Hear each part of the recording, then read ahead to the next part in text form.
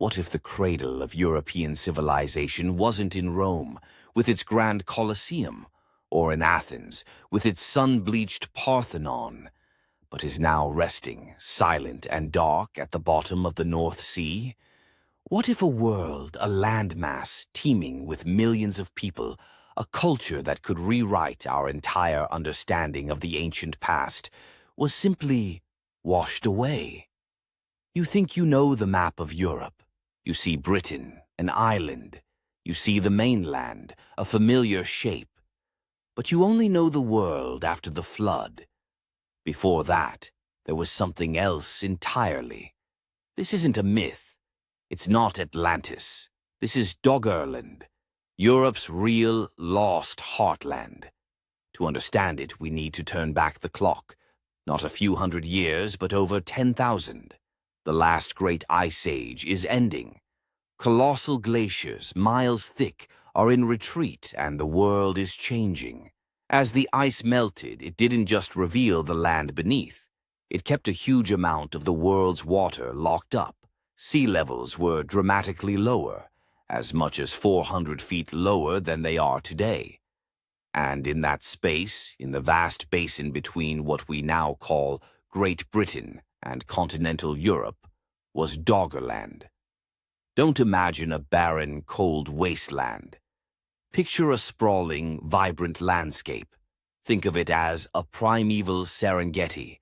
This was a vast, fertile plain of rolling hills, marshlands, and dense forests, threaded with lazy, winding rivers. Herds of mammoths and aurochs thundered across the grasslands. Giant deer with antlers spanning 10 feet moved through the woods. And living among them, thriving in this paradise, were our ancestors. For thousands of years, this was the heart of post-Ice Age Europe. Britain wasn't an island. It was simply the western highlands of this vast, connected world. People could walk from modern-day Germany, through the Netherlands, across the plains of Doggerland, and all the way to the hills of England, without ever getting their feet wet. But this world, it was living on borrowed time. Because the very thing that created it, the melting of the ice, was also destined to destroy it. Relentlessly, century by century, the seas began to rise. At first, it would have been almost unnoticeable. A river mouth widening, a low-lying marsh, becoming a permanent saltwater bay. Generation after generation of Doggerlanders would have simply moved to higher ground, their oral traditions perhaps telling of a time when the world was bigger, when the coast was further away. The land was being consumed, inch by inch, by the patient, hungry ocean. Doggerland slowly shrank from a continent-sized plain to a massive, low-lying island. But it was still there, still home to a unique culture, isolated and evolving.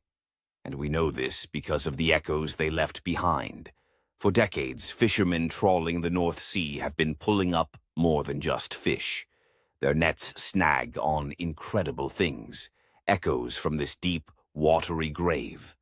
Beautifully crafted flint tools, barbed harpoons carved from bone and antler, still sharp after 10 millennia, and sometimes the bones of the people themselves. A human skull, a jawbone, dredged up from the seabed.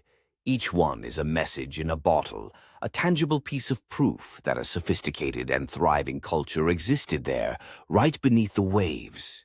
These weren't simple, brutish people. They were master craftsmen, successful hunters, a society perfectly adapted to their rich world. But they had no idea what was coming. They had survived the slow flood. They would not survive the final, catastrophic blow. Around 6,200 BC, off the coast of Norway, something happened on an unimaginable scale. A vast section of the continental shelf, an area of seafloor the size of Iceland, suddenly collapsed. This was the Storegga Slide. It triggered one of the largest tsunamis in known history. A wall of water, perhaps over 60 feet high in some places, tore across the North Sea at the speed of a jetliner. For the last inhabitants of Doggerland, living on their low-lying island, there would have been no warning, no escape. It would have been an apocalypse, a single terrifying day that wiped their world from the map. In that one cataclysmic event, the last remnants of Doggerland were drowned forever, and the highlands of Britain were finally, violently, severed from Europe for good. And this is what raises the great haunting what if. What if we lost more than just bands of hunter-gatherers? The people of Doggerland had lived in this stable, resource-rich environment for thousands of years. That's more than enough time for agriculture to develop, for complex societies to form, for monumental structures to be built. What if this was a budding civilization, a European Neolithic culture we know nothing about, whose memory now only exists as a whisper in our oldest myths of sunken lands? Think about it. Nearly every culture on Earth has a great flood myth. What if some of those aren't myths at all, but the fragmented, distorted memory of a very real event passed down through countless generations? A memory of the day the sea rose up and swallowed the heart of their world. The mystery of Doggerland is a powerful, humbling reminder that our history is fragile, and the map we know is not permanent. The ground beneath our feet is not as solid as we think.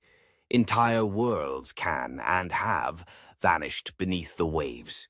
What are your theories on the people who lived there? Could a sophisticated society, a British Atlantis, have been lost to the waves?